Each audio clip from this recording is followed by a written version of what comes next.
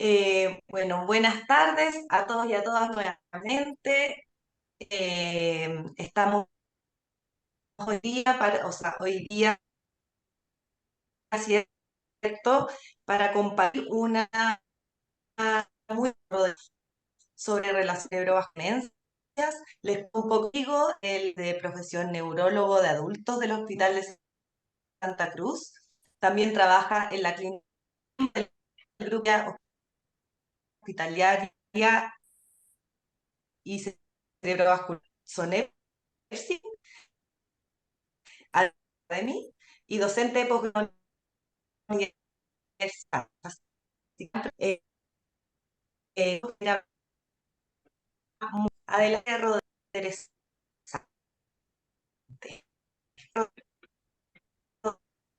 Súper, muchas gracias. ¿Me escuchan bien? Yo escuché un poquito cortado a Isidora. Puede ser por mi internet acá en el campo. Lo Ahora se escuchamos escucha bien, bien. doctor. Sí. Súper, gracias. Igual les voy a pedir que durante la presentación puedan, ¿cómo se llama? Apagar su cámara, porque si no, en verdad, que acá es malo el internet.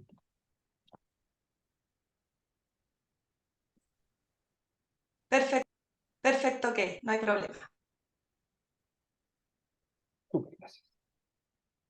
Ya, bueno, primero que todo, muchas gracias por la invitación, en especial a la doctora Teresita Ramos, de hablar esto que a mí me gusta y que tiene directa relación también con lo que ustedes hacen, ¿no es cierto?, con respecto a la demencia. Así que vamos a hablar un poquito de ataque cerebrovascular, de demencia, de cómo se relacionan, cómo identificamos un ataque cerebrovascular, lo que hacemos un poquito en el país, y dispuesto a que ustedes puedan hacer preguntas después y tratar de ir respondiendo las dudas dentro de lo posible.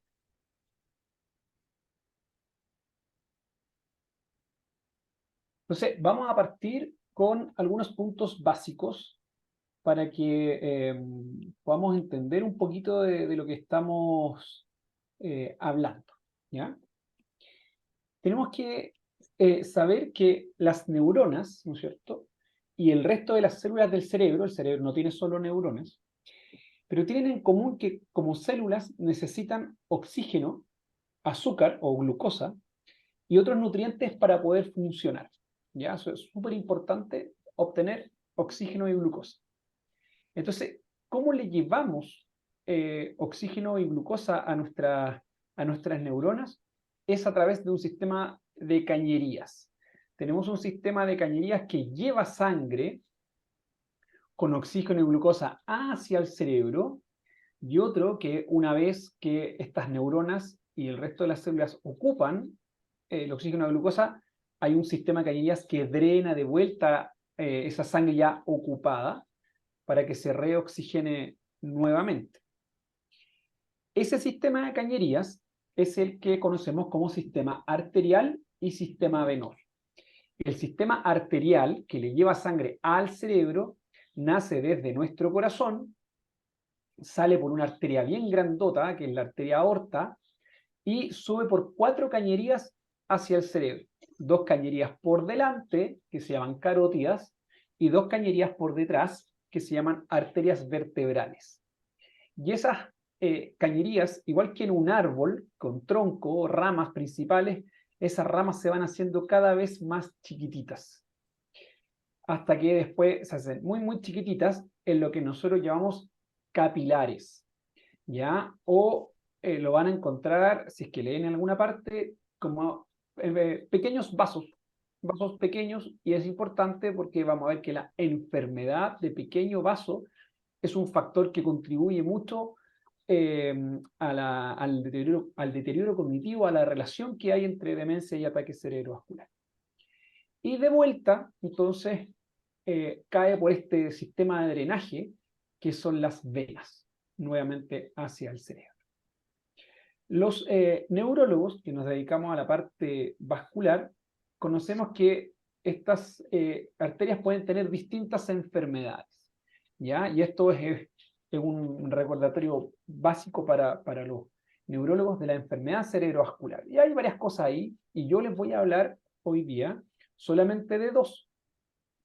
De la enfermedad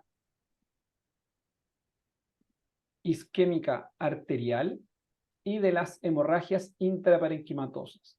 Eso es a lo que nosotros llamamos ataque cerebrovascular.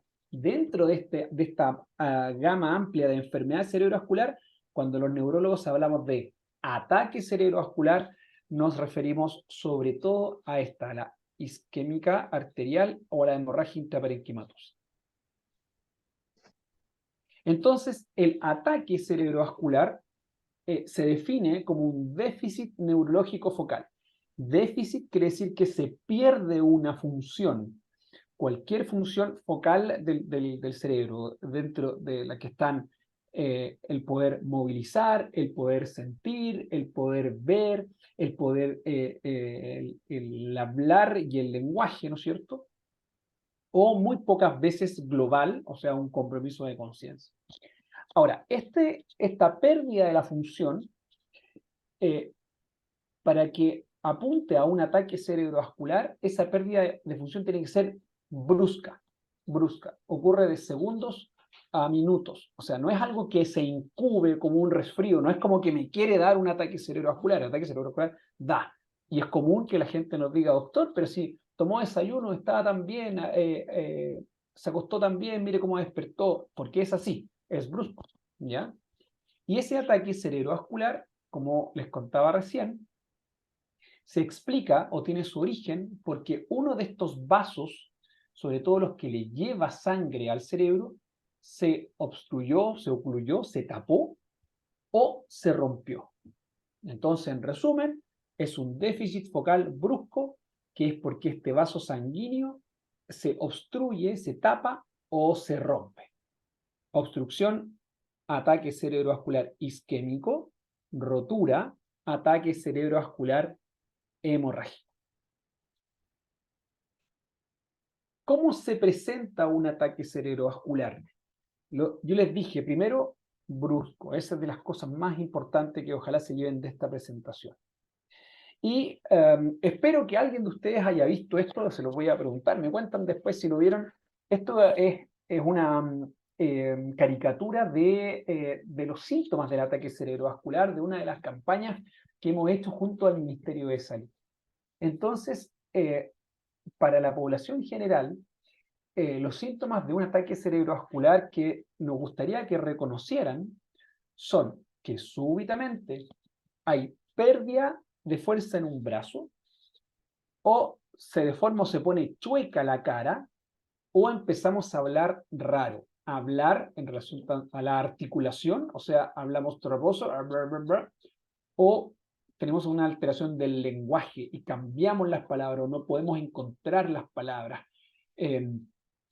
Y eso se mantiene durante eso. No es lo mismo que cuando tenemos esta falla de tratar de nombrar, queremos que nos pase la sal, por ejemplo, en la mesa y que pásame la, ¿cómo se llama? Pásame la sal, pues. No, eso no es un ataque cerebrovascular, ¿ya? Pero si uno dice, pásame eso ya es otra cosa. ¿Por qué es importante que pudiéramos reconocer en la población, la mayoría de la población, esto? Porque basta con uno de estos criterios, o la fuerza, o la cara, o el hablar raro, que se presenten de forma súbita, para que haya, miren aquí, un 72% de probabilidad que lo que está ocurriendo en ese momento sea un ataque cerebral. No es necesario que estén los tres, ¿ya? Basta con uno. Y lo importante ahí es actuar con velocidad. O sea, uno reconoce algunos de estos síntomas en uno o en un familiar, en un cercano, un compañero de trabajo, y lo importante es acudir a un servicio de urgencia lo antes posible. Nosotros sabemos que la realidad a lo largo del país es bien distinta.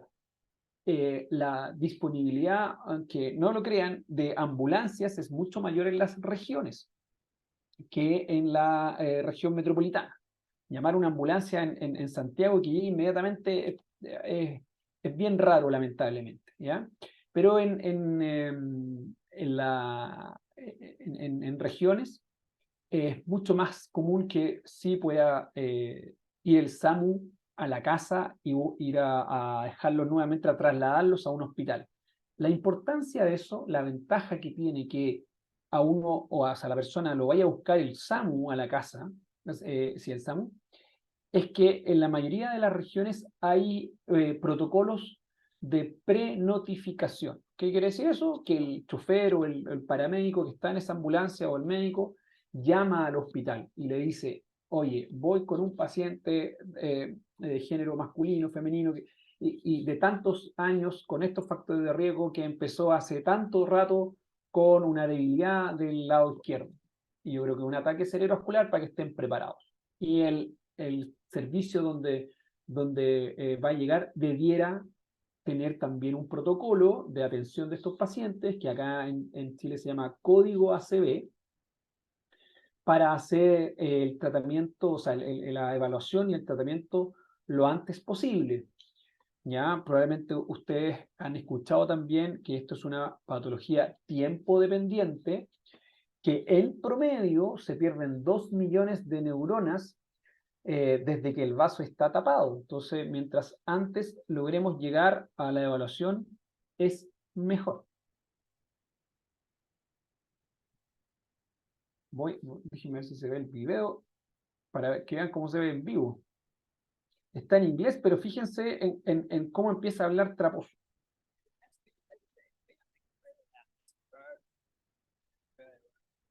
Fíjense en esta parte, cómo se le empieza a chocar la cara. Y cómo se asusta el que está con él. Así se ven los ataques cerebrovasculares. Él estaba hablando su programa y de repente empieza súbitamente con ese lenguaje traposo y esa debilidad de la cara. En el mundo, con datos del año pasado, sabemos que el ataque cerebrovascular es una enfermedad muy importante, muy importante.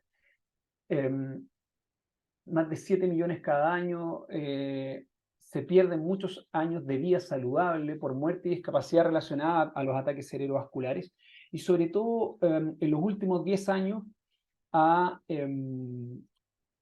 a mayor discapacidad en edades jóvenes.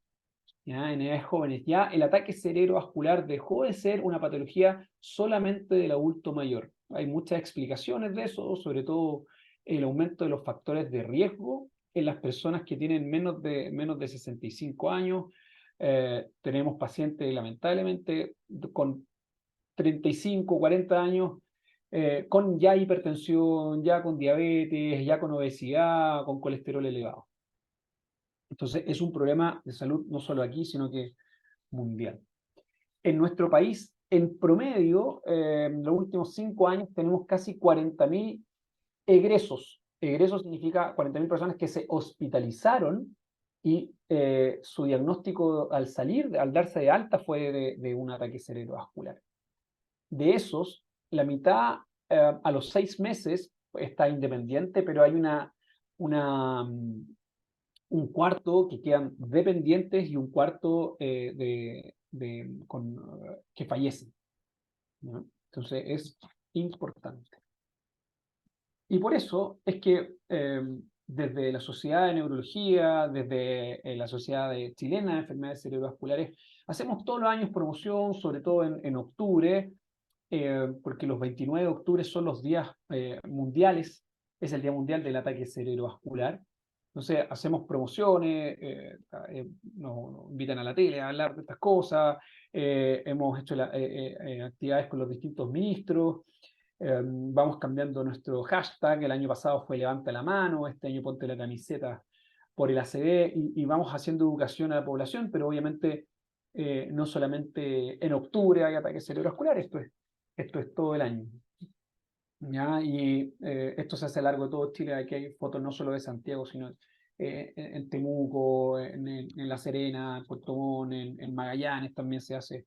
En todo, tratamos de llegar a la mayor parte de la población nacional.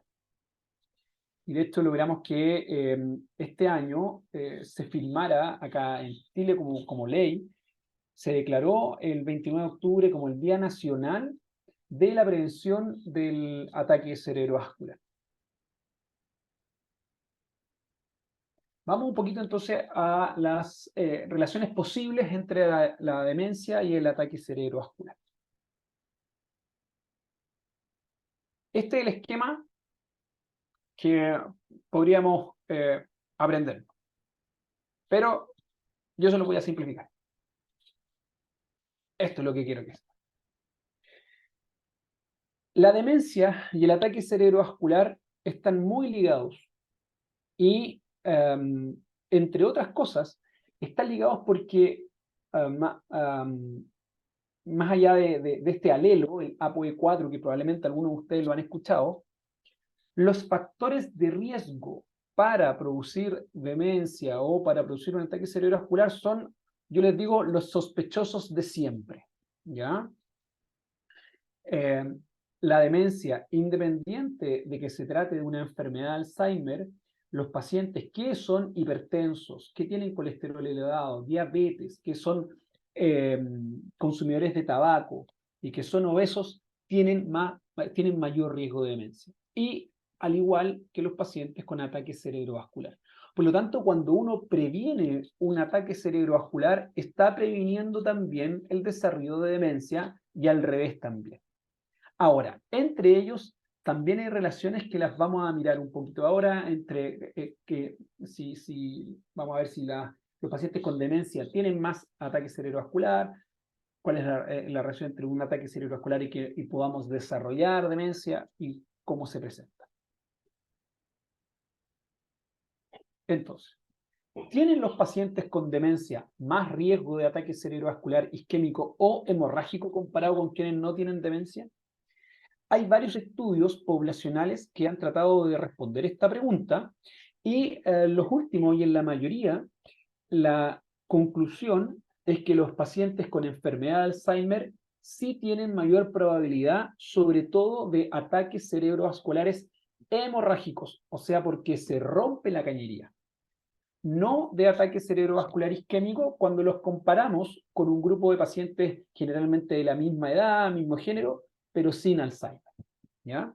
Para los colegas que estén viendo esta presentación, aquí está el metaanálisis, ¿no es cierto?, donde en la parte superior está el riesgo relativo de un infarto hemorrágico, 1.42 veces más, ¿no es cierto?, que un paciente que no tiene enfermedad de Alzheimer, y a pesar de que hay numéricamente un poco más de isquémicos, ese mayor número no alcanza una significancia estadística. Ahora, ¿cómo es distinta la presentación de un ataque cerebrovascular en pacientes con demencia? Lamentablemente esto está súper poco estudiado, súper poco estudiado. En Suecia tienen muy buenos registros, muy buenos registros. Entonces hay un registro de deterioro cognitivo y demencia, y hay un registro, los dos son registros nacionales, de ataque cerebrovascular. Y los han cruzado y han visto y han sacado varias conclusiones de eso. Pero lamentablemente no de si los síntomas que se presentan son muy distintos o no. Ahora, hay que saber, y para la seguridad de ustedes, la mayoría se presenta con los síntomas clásicos que les acabo de presentar. Cara chueca, alteración del lenguaje, se le cae un brazo, ¿ya? Ahora, el resto, cuando uno, por experiencia, cuando uno empieza a pensar en los pacientes con demencia que se han presentado, se han hospitalizado con ataque cerebrovascular sin un síntoma clásico, pudiéramos pensar que hay algunos que se pudieran presentar solamente con cambios en el estado de conciencia, en más o en menos. ¿Qué significa eso? Un cambio de estado de conciencia en más son los pacientes que presentan estos cuadros de delirium, ¿cierto? Delirium en que hay agitación, que pueden alucinar, ¿cierto? Que están mucho más con una actividad motora más aumentada, y en menos en lo que se llama el delirium hipoactivo, en que el paciente que ustedes estaban acostumbrados, la persona que ustedes estaban acostumbrados, que se levantaba, que tomaba desayuno con ustedes, que conversaba, a pesar de su deterioro cognitivo, ahora lo hace mucho menos. Entonces, aquí es súper importante el cuidador, porque el cuidador es el que conoce el basal, cómo va avanzando, cómo se va manteniendo el estado del paciente, y el que más fácilmente se da cuenta de esos cambios, ¿ya? Puede haber desorientación también. Y una de las cosas que yo personalmente he visto y que hay que probablemente tabular son que se presentan muchas veces con trastornos del campo visual. Eh, Hemos tenido este año acá varios pacientes en que la historia de las familias es que su doctor me habla, pero ya no nos mira. Desde ayer en la mañana no nos mira cuando habla. Y eso ha sido por un trastorno del campo visual. Y los colegas que están allí podrían ya empezar a elucubrar que probablemente esto se da porque estas hemorragias que se ven más en los pacientes con demencia y con Alzheimer, muchas veces están asociados a una patología que se llama angiopatía amiloidea. La angiopatía amiloidea, yo se lo explico a los familiares, que es como un depósito de miguelitos, para estos que se usan para pinchar las ruedas de los autos, pero alrededor de las arterias de la superficie. Entonces van causando daño hasta que realmente se rompen. Y esas hemorragias generalmente son más posteriores, generalmente en el lóbulo occipital, ¿no es cierto? En el lóbulo que ve, o en el parieto occipital, son más posteriores. Entonces no es raro que el único síntoma que se manifieste sea un trastorno del campo visual. Clásicamente se dice que son hemorragias que son mejor toleradas por los pacientes, en el sentido que no los comprometen de conciencia, no andan con la presión disparada. Ahora, ¿qué es lo común de todo esto? Es que el inicio es brusco. El cuidador se da cuenta que esto cambió de un momento para otro, de un día para otro. Ahora, ¿hay diferencias en el manejo agudo de un ataque cerebrovascular en los pacientes con demencia? Lamentablemente sí. Sí hay diferencias cuando esto sí está tabulado en distintas experiencias, en distintos registros, ¿ya? Porque hay algunas cosas que se hacen más difíciles y hay algunas cosas que lamentablemente hay prejuicios que están muy todavía arraigados en los equipos de salud completos. En el prehospitalario, o sea, con prehospitalario nos referimos a la identificación en la casa, en llamar a la ambulancia, en que la ambulancia lo vaya a ver. Puede que cueste un poquito identificarlo. Puede que los sistemas de emergencia, puede que sea más probable que, por ejemplo, vaya un personal del SAMU a evaluar una sospecha de ataque cerebrovascular y el cuadro de demencia haga pensar al personal de otra cosa y no le den, por ejemplo, la urgencia y premura que correspondería al evento de un ataque cerebrovascular. Como es una cañería que en la mayoría de las veces se tapa, hay estrategias de tratamiento que son para ir a destapar la cañería. Y así como le echamos soda cáustica a las cañerías cuando se tapan, acá hay una terapia que se llama trombolítica. Los trombolíticos son medicamentos que tienen la capacidad de romper esos coagulitos para restituir el flujo, ¿ya? La demencia no es una contraindicación absoluta para darle una terapia trombolítica a ese paciente. Ahora, obviamente hay que tener consideraciones, entre ellas la esperanza de vida, esto está sacado textual de guías clínicas, y sobre todo del nivel premórbido de funcionalidad. O sea, así como no sé, la condición del espectro autista, la demencia también es un espectro. No están todos los pacientes con demencia, esto de los prejuicios de los equipos de salud, y discúlpenme si a alguien no le parece mal el término, a mí también me parece muy peyorativo, no están todos postrados. O sea, aquí es muy común que en los equipos de salud digan, no, el paciente tiene demencia, igual a paciente postrado. Y sabemos que no es así. Sabemos que no es así. Entonces eso es súper importante al momento de tomar decisiones. Por ejemplo, ustedes fueron capaces de identificar un probable ataque cerebrovascular. Se llevó rápido a la urgencia, se hizo un escáner. El escáner no muestra que sea una hemorragia, por lo tanto, entre otras cosas, se hizo un checklist y se dice este paciente es candidato a terapia trombolítica. Nosotros como neurólogos nos vamos a acercar a ustedes como cuidadores familiares y les vamos a preguntar el nivel de funcionalidad, o sea, qué tan independiente es, cuántas cosas puede hacer, cuántas cosas puede hacer solo, cuántas cosas necesita ayuda, ¿ya? Sobre todo de las actividades básicas de la vida diaria.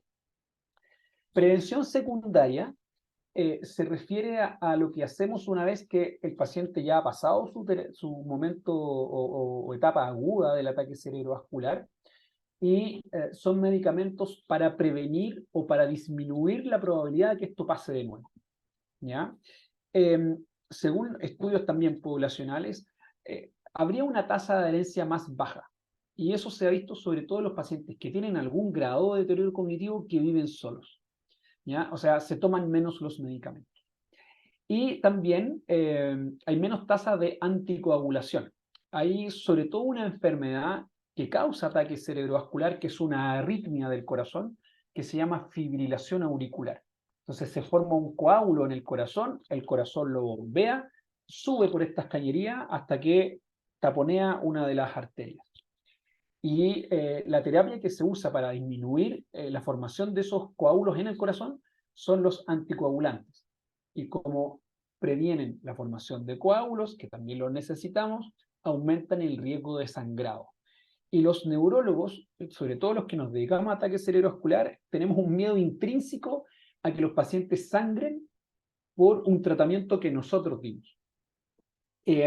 Tampoco hay mucha evidencia de eso, de que los pacientes con demencia o los pacientes con una definición de fragilidad o simplemente mayores de, por ejemplo, 80 años, tengan una tasa significativamente mayor de hemorragias que impliquen que tengan una contraindicación de anticoagulante.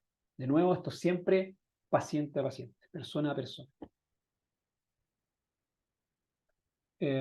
Discúlpenme que esté esto en inglés, pero esto es tan importante que hace poquito nomás en la Academia Americana de Ataque Cerebrovascular sacó este statement sobre la terapia de trombolisis y de tratamiento endovascular en los pacientes. Y sobre todo es evaluar, ¿no es cierto?, que se sepa sobre la magnitud del efecto de las terapias, que hay más riesgos que en los pacientes que no tienen demencia, pero, por ejemplo, que dice que hay que evitar el detener las terapias solamente basado en un estadio premórbido o solamente porque el paciente venía rotulado muchas veces como con demencia.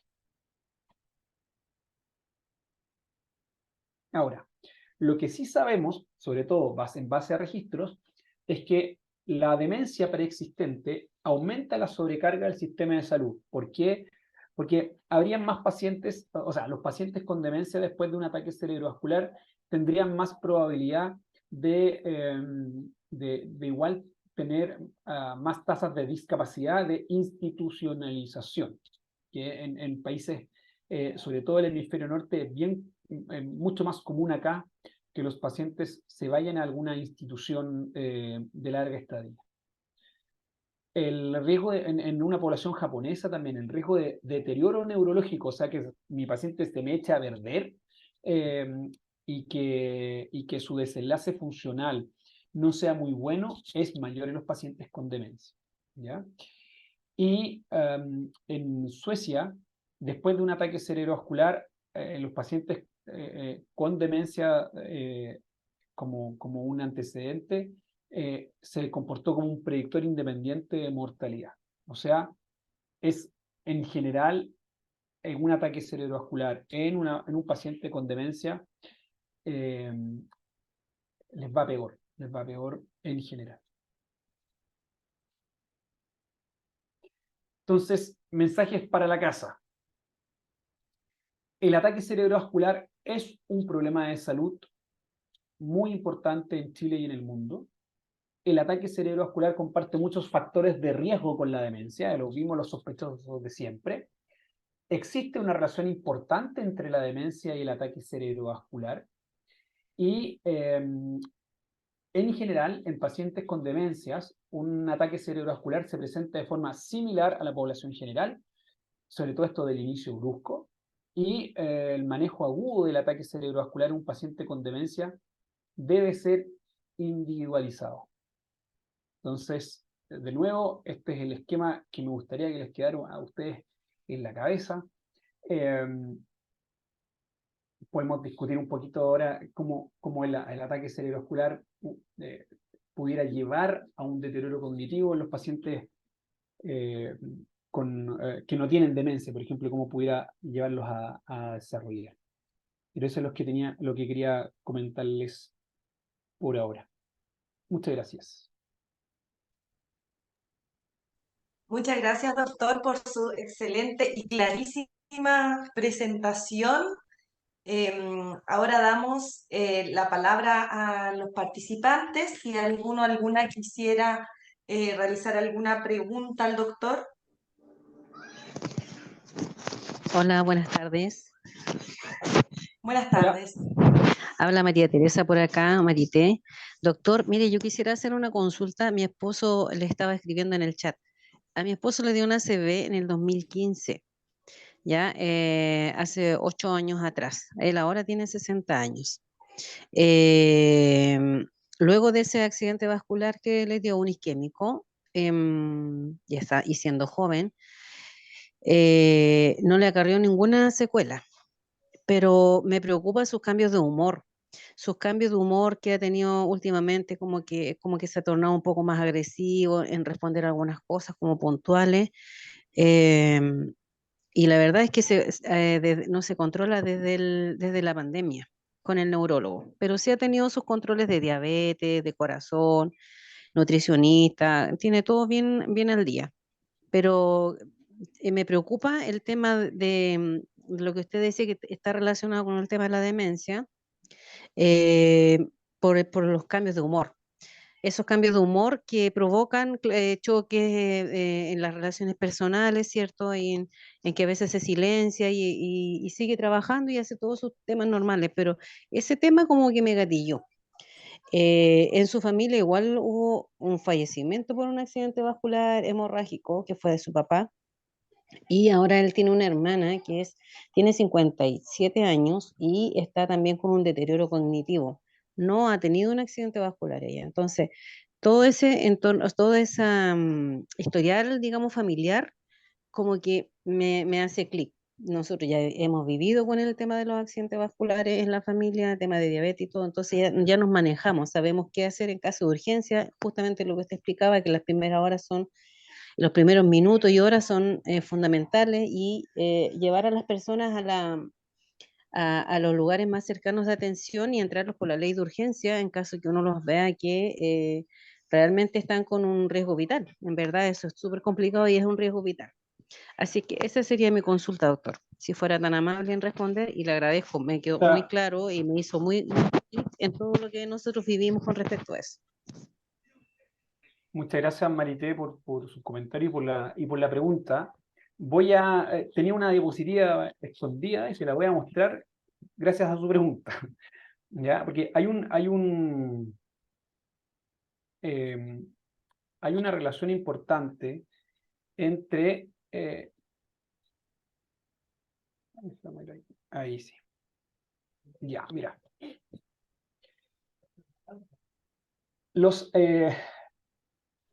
Si uno va a la patología, ¿no es cierto?, del deterioro cognitivo y la demencia, y por favor, Teresita me corrige y los demenciólogos que estén en el chat me corrigen, pero en general hay 4 patologías, así si uno lo mira al microscopio de los cerebros de los pacientes con demencia. La patología asociada al Alzheimer, la patología asociada a las vasculopatías, que tienen que ver con los ataques cerebrovasculares, la por cuerpos de Levy y la frontotemporal. Eso si uno los mira al microscopio de los cerebros. Actualmente se dice que la mayoría de los pacientes tienen una mezcla entre los dos primeros tipos, entre lo vascular y demencia, ¿ya? Entonces, eso hace que esta relación sea más importante todavía entre los ataques cerebrovasculares y la demencia. En general, mira aquí en el examen, o sea, perdón, en la diapositiva, ¿no es cierto? Nosotros tenemos una susceptibilidad genética y estamos expuestos a distintos factores de riesgo, ¿no es cierto? Ambientales, como por ejemplo puede ser la contaminación. Los factores de riesgo cardiovasculares, que es lo que yo te dije, los sospechosos de siempre. Y sociodemográficos, que aquí son los determinantes de la salud que tienen que ver con el acceso a la salud, con las dietas, con vivienda, con trabajo, ¿ya? Entonces, hay pacientes que pudieran tener, por ejemplo, una patología preexistente. O sea, por ejemplo, hay algo de patología de Alzheimer o de esta enfermedad de pequeño vaso, pero eso no es lo suficiente para que se note en el día a día. El paciente todavía no tiene fallas de memoria, por ejemplo, ¿ya? Y está este concepto de la reserva cerebral, que tiene harto que ver con cómo llegamos a la adultez y después al adulto mayor en relación a nuestra mochila de haber estudiado, de haber llevado una vida saludable, ¿no es cierto? Es una protección. Hay pacientes que una vez que tienen un ataque cerebrovascular, isquémico o hemorrágico, van a depender de todas estas cosas de antes, como si desarrollan o no un deterioro cognitivo. La mayor parte de los pacientes que tienen un deterioro cognitivo que está asociado al ataque cerebrovascular es porque tienen lo que se llama enfermedad de pequeño vaso, que está ahí en estos capilares que yo decía. Van las arterias y después pasan por las neuronas en forma de capilar para que la neurona ahí pueda sacar su oxígeno y su glucosa. Y esos vasitos se echan a perder, sobre todo por estos factores de riesgo que ya hemos conversado antes: hipertensión, tabaco, obesidad. Y son cerebros que cuando tú le haces una resonancia se van llenando de puntitos, o unos puntitos blancos, o de infartitos o de hoyitos, que son las lagunas o infartos lagunares. Entonces se van llenando de eso y eso va aumentando en el tiempo, si es que el paciente no se controla bien sus factores de riesgo. Y pueden manifestarse tanto si la lesión es grande como un ataque cerebrovascular o como deterioro cognitivo, fallas de memoria, por ejemplo. Entonces, esa es la relación entre esos dos.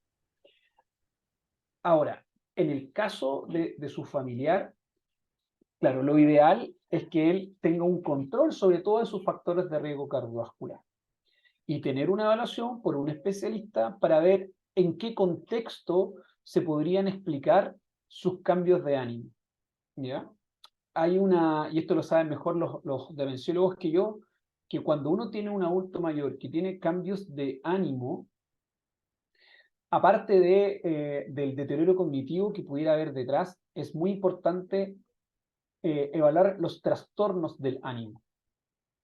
Los pacientes adultos mayores también tienen una alta tasa de trastornos depresivos que se pueden manifestar simplemente como cambios de ánimo. Entonces también es importante hacer esa evaluación, ¿ya? Y uno, si quiere, después hace evaluaciones un poquito más profundas, una resonancia cerebral, las evaluaciones neuropsicológicas y la batería de exámenes para ver que estén bien sus niveles de vitamina, que esté bien su colesterol, que esté bien su hormona tiroidea, cosas básicas que hacemos cuando nos enfrentamos a pacientes con sospechas de deterioros cognitivos, ¿no? Entonces, está todo relacionado y los neurólogos eh, tenemos algoritmos ahí en la cabeza de trabajo para ir aproximándonos a estos motivos de consulta como los que tú contabas, María. Gracias, doctor. Me quedó mucho más claro ahora.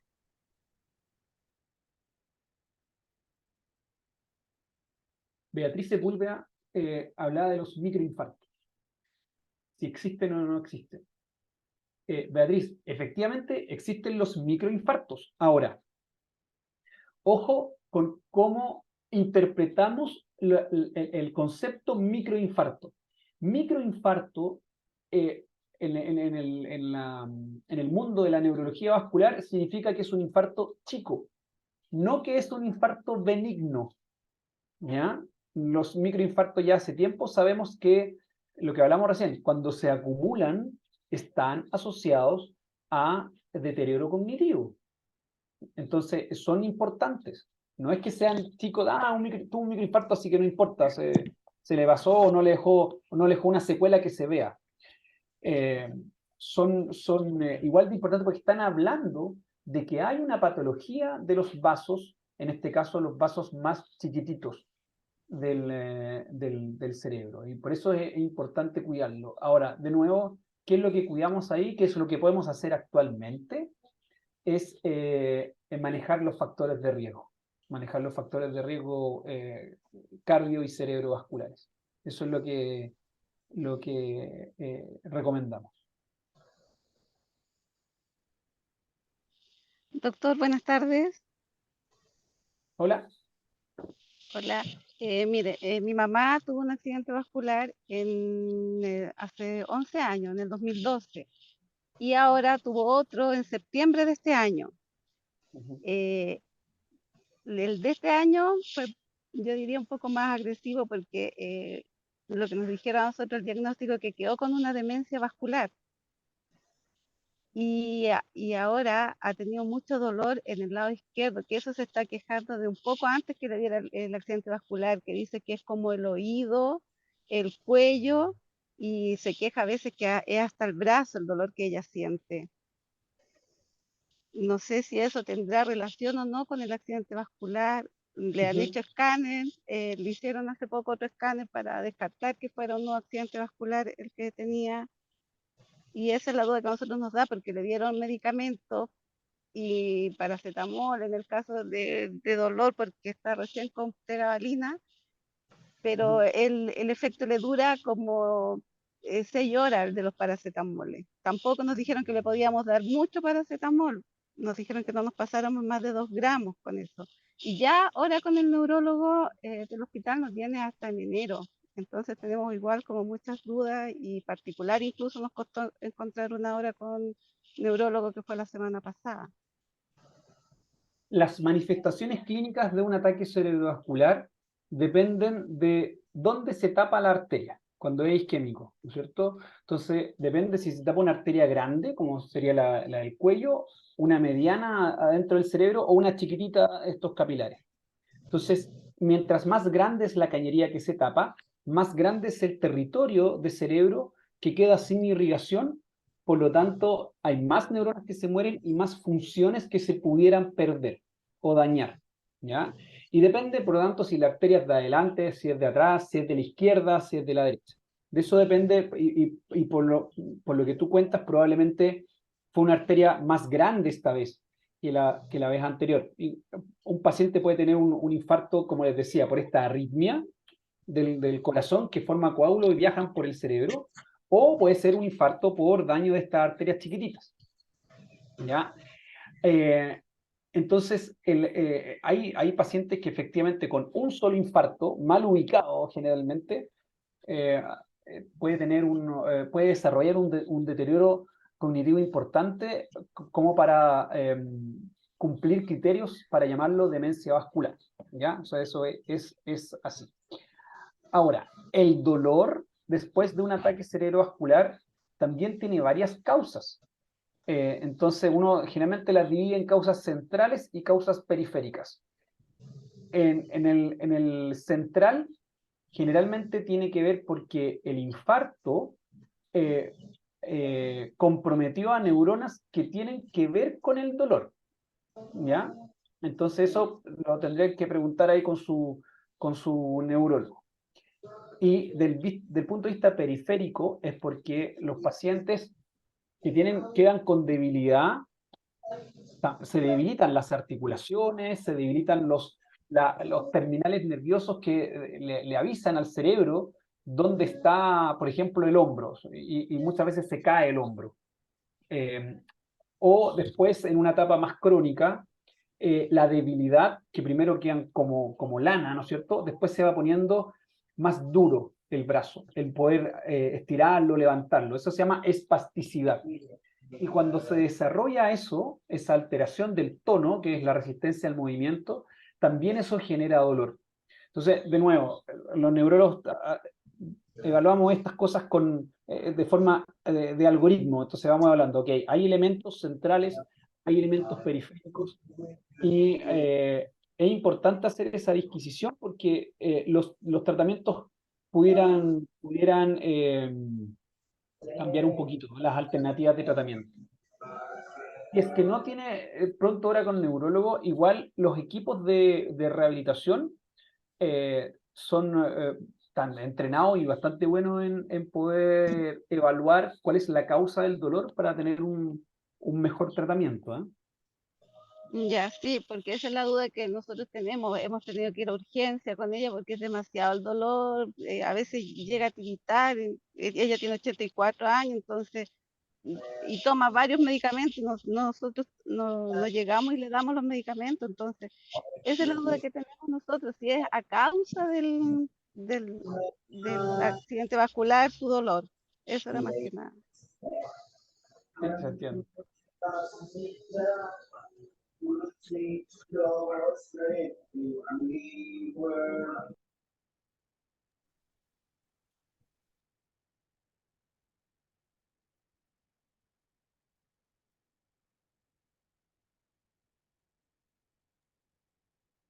¿Hay más consultas por parte del público presente que quieran aprovechar de sacarle el jugo a Rodrigo Guerrero? En el que tuvimos mucha suerte. Muchas gracias, Rodrigo, por poder venir hoy día jueves con nosotros a hablarnos de este tema tan interesante. Entonces, aprovechen, y nos queda todavía un ratito. Si hay alguna consulta que quieran hacer. Janet tiene el dedo levantado. A ver, déjeme ver si puedo desmutearla. Ya estamos como poniendo en castellano esto. Ahí. Hola, Hola, Janet, ahí te escuchamos. hola, Hola, te escuchamos. hola, soy Janet. Buenas tardes, doctor. Hola, buenas tardes. ¿Me escuchan? Sí, Mi consulta es, yo cuido a mi mamá con demencia de 88 años.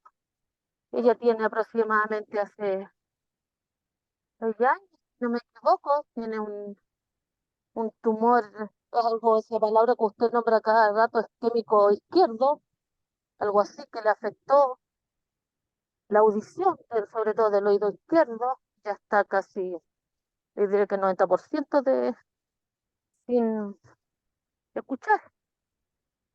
sí, Disculpe que voy en el camino sin los carabineros. Y ella, lo que a mí me preocupa es que ella tiene siempre el colesterol muy alto. Hace poquito se le hizo el examen que se le hace en el consultorio de estos crónicos cada 6 meses. Me tocó la semana pasada y de nuevo el colesterol demasiado alto. Y solamente se lo tratan con atovastatina, que es una en la noche. ¿Y cuántos años lleva tomando la atovastatina? Es siempre el colesterol alto. Mi pregunta es si existe algo, no sé, mejor, porque yo creo que la atovastatina es lo más básico que hay.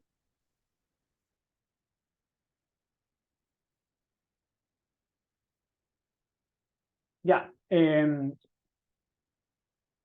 Se muteó, pues, señora Yane.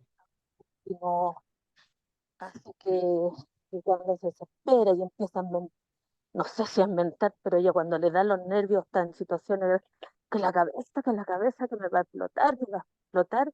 Y esas cosas a mí me preocupan porque yo digo, ay, no se vaya a acelerar más de lo normal y le pueda pasar algo, eso que usted está hablando del accidente vascular, porque dice que le sube una calor muy grande, y yo la veo que se pone su carita roja, todas esas cosas la preocupan a uno día a día, y como le digo, y eso ha ido creciendo lentamente porque fue evaluado por un neurocirujano, por un neurólogo que me la ven, la psiquiatra, gracias a Dios que estoy ahí en la unidad de memoria, todo.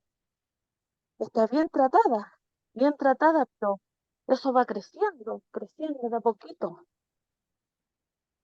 Y esa es mi gran preocupación, ¿me entiendes? A mí primero me dijeron que era esta, lo que da primero un puntito, así que era como un accidente, ¿cómo que le llaman los otros? No accidente vascular, como una tromba, una cosa así.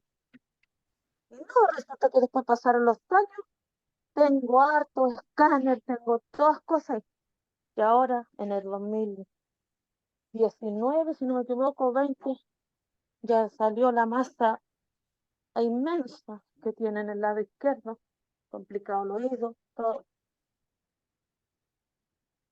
No sé si usted me puede aclarar en algo, pero es muy preocupante para mí, como le digo, Ya, señora Janet, ¿en qué mire, voy términos? a tratar de glosar Porque porque nos contó hemos hartas cosas que llegado son a un distintas. debido tiempo, Janet, no sé. dame un segundo para poder explicarte un poquito. Ya. Ya, de partida, tu madre, ¿no es cierto? ¿Es tu madre la que nos Sí, contabas? sí, doctor. Ya, lo más probable es que no sea un ataque cerebrovascular lo que tiene. Como tú dices, es una Ya. masa. Entonces es algo que está creciendo ahí. Hay Sí, tumores que son benignos, que crecen muy lentito, son benignos porque no dan metástasis y crecen muy ya. lentito, y algunos que están asociados a algunos nervios. Entonces, lo que tú cuentas pudiera ser un tumor del nervio que tiene que ver con la audición, ¿no es cierto? O un tumor muy cercano ahí al nervio de la audición, que van creciendo muy lentito, ¿ya? Pero son benignos, esos no sangran, no se revientan, ¿vamos? Ya. Ahora, en relación al riesgo de ataque cerebrovascular en las personas, es una consulta o un pensamiento bien frecuente, esto que harto que me duele la cabeza, que me dan como bochorno y que me va a dar algo, me da algo. Como les dije, en general el ataque cerebrovascular no se cultiva de esa forma, no es como que me quiere dar un ataque cerebrovascular. Pudiéramos decir que lo cultivamos si es que no manejamos nuestros factores de riesgo, Claro. ¿no es cierto?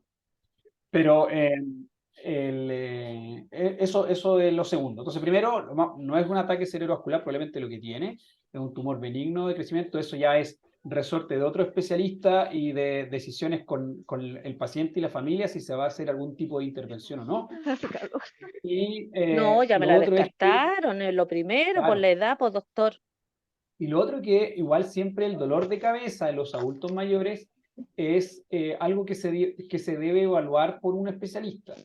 ¿Ya? A veces Ya. son dolores primarios, dentro de los primarios lo más importante es la migraña, pero lo del adulto mayor también tiene harto de dolor de cabeza o cefalea tensional, ¿ya? Sí. Entonces, eso hay que evaluarlo, y hay distintas formas después de disminuir la frecuencia de esos dolores. Así que ¿Sabe por ahí qué le llora no, también? no es mucho Porque más lo que nosotros nos dimos cuenta, lamentablemente puedo hacer acá. porque mi mamá me escucha. Ella empezó con el lado izquierdo, que a ella se le durmió parte del labio, la cara, y ella se tiraba el labio, toda la y con mareo que le duraron como 2 semanas. Mareo, y ahí fue tanto médico, llegamos a eso y apareció ese gran tumor. Claro, Eso si nos se, preocupaba, si se porque da siempre dice cuenta que se duerme es un una lado. presentación. Es una ¿Mm? presentación distinta. Claro, comparten los síntomas, pero es una ¿Mm? presentación distinta en relación al tiempo en cómo se manifestó. Ya, ya, doctor. Bueno, pero lo importante es que ya estoy en la unidad de memoria, he estado bien. Qué Y ahí, bueno, qué bueno. cuidándonos, pues seguir cuidando con el tratamiento como corresponde nomás y todo. Ya, muchas gracias, doctor. No, de nada. Gracias.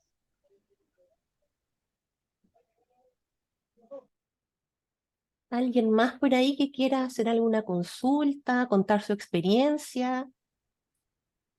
¿Tiene algún familiar que ha sufrido Pucha, algún... yo nuevamente, doctor, disculpe que sea tan entrometida, pero lo voy a aprovechar ahora que lo tengo aquí enfrente como para consultarle. Después de explicarle el tema de mi esposo, mi cuñada de 57 años tiene un deterioro cognitivo descubierto relativamente hace como 4 meses, pero ella viene con este deterioro hace como 5 años atrás. Ya no ha tenido un accidente vascular, siendo que en su familia hay antecedentes de ACV, ya con causa de muerte en algunos. Y se le llevó al neurólogo y se le hizo un estudio, qué sé yo, resonancia y exámenes, qué sé yo, y se determinó que tenía una hidrocefalia que estaba gatillando este deterioro cognitivo, porque nosotros siempre pensamos que tenía un Alzheimer temprano. Entonces, claro, tiene una hidrocefalia, ¿cierto? Que la acarrea de hace un tiempo atrás, que le está provocando este deterioro cognitivo. Entonces le mandaron a hacer unas evaluaciones que tiene que esperar en el servicio público. Usted sabe que todo es lento, a que la llamen para hacer un examen físico, digamos que es hacerla caminar, ¿cierto? Y después sacarle líquido raquídeo de la columna, ¿cierto? Y ver si camina de la misma forma, si es que actúa de la misma forma o no, se determinaría sacar ese líquido que tiene, digamos, en el cerebro, digamos, para descomprimir un poco eso, y eso ayudaría al parecer. Pero siempre cuando nos dieron ese diagnóstico, nosotros estábamos ahí, bueno, estamos a la espera, como le digo, de ese tipo de examen. Realmente puede provocar eh, ese tipo de hidrocefalia, la falta del desarrollo cognitivo, porque ella se le olvida todo lo inmediato, todo lo reciente ella lo olvida. Lo antiguo no recuerda perfecto, pero todo lo inmediato ella lo olvida inmediatamente. Usted conversa con ella y a los 5 minutos le pregunta de nuevo, se le pierde las cosas. Ella es muy joven y estuvo internada hace poco por otro tipo de patología. Estuvo internada 4 meses, súper complicada, con intubación y todo, y salió con mayor relevancia. Se le notó el deterioro cognitivo que tenía desde antes. Entonces mi pregunta puntual es esa. ¿Tiene que ver la hidrocefalia o será que en algún minuto, a pesar de que se le hicieron algunos estudios, le habrá provocado una ACV este deterioro a tan temprana edad? Maritel, yo te voy a dar una introducción nomás, porque en relación a eso, los mejores especialistas están ahí en la unidad de memoria del hospital. Efectivamente existe un cuadro que se llama hidrocefalia mal llamada normotensiva, dicen algunos, en que es parte de los deterioros, es parte del diagnóstico diferencial de las causas del deterioro cognitivo. ¿Ya? Ahora, hasta lo que yo recuerdo, el perfil del deterioro cognitivo de esos pacientes no es un perfil muy amnésico. O sea, no es lo típico que sean las fallas de memoria la punta de lanza de la presentación del cuadro clínico. Si que hay alguien de la unidad que pudiera opinar también de eso, sería genial. Ahora, cuando el equipo médico está pensando en que pudiera ser un factor importante, claro, a veces evaluamos, la imagen nos ayuda mucho, no todas las hidrocefalias son así. Esta tiene un patrón especial, tiene elementos que se ven en la resonancia que apuntan a que está pasando ese fenómeno y no otro como causa de esa hidrocefalia. Y lo que tú llamas se llama TAP test, en que efectivamente se le sacan, o sea, se hace caminar al paciente, porque dentro de las características que tiene también este cuadro es que altera la marcha. Hacen lo que nosotros le decimos marcha imantada. Es como que el piso tuviera un imán, entonces le cuesta despegar las piernas, despegar los pies del suelo para empezar a caminar. Y por eso caminan más lento. Entonces, se hace caminar, se graba, generalmente nosotros lo grabamos, vemos cuánto demora en una distancia que está determinada. Después se le hace efectivamente una punción lumbar, se sacan hartos cc, 20, 30, 40 cc, y después un rato se puede repetir el test de marcha y se evalúa si hay una diferencia significativa en la velocidad de la marcha. eso pudiera ayudar a predecir si a ese paciente le va a ir bien o no con un tratamiento más definitivo, que sería ponerle una válvula derivativa, ¿ya? Entonces, está bien esa evaluación del eventual manejo de la hidrocefalia. Ahora, de nuevo, que la hidrocefalia sea la causa de un deterioro cognitivo con una presentación de un predominio muy marcado amnésico, es lo que a mí, por lo menos, personalmente como neurólogo, me llama la atención. ¿Cómo se llama? Lo compartiría con los colegas que se dedican más a deterioro cognitivo. O sea, lo ideal igual sería a lo mejor que se manejara también ella se atiende en el San Juan de Dios. ¿Habrá una unidad en el San Juan de Dios como para ingresarla ahí? Porque ella igual tiene algunos controles allá para ingresarla, para trabajar esa parte, porque ella no ha vuelto a ser independiente como era antes, por el mismo deterioro que ha tenido, donde olvida las cosas, pierde la llave, no se acuerda dónde fue esto, lo otro. No recuerda nada. Y efectivamente el tema de la marcha me llama mucho la atención porque yo la cuido mucho a ella. Voy constantemente al cuidado de ella. Entonces la noto que tengo que estar yo tomándola para que camine y como que pierde enraiza sus pies para poder caminar y le cuesta como levantar el pie como para dar el paso, digamos. Entonces hay que estarla siempre ayudando. Sí.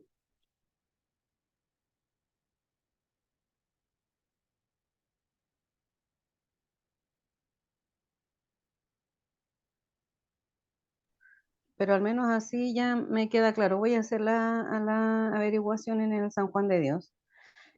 Cuando ella le toque sus controles y sus cosas, para ver si hay una unidad con respecto a eso. Muchas gracias, doctor. Disculpen la molestia de nuevo. No, está bien.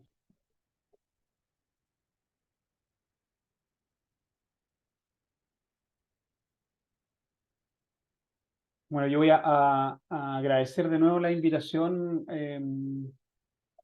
a todos los organizadores de esta charla, ¿no es cierto?, al Centro de Memoria en el Hospital El Salvador,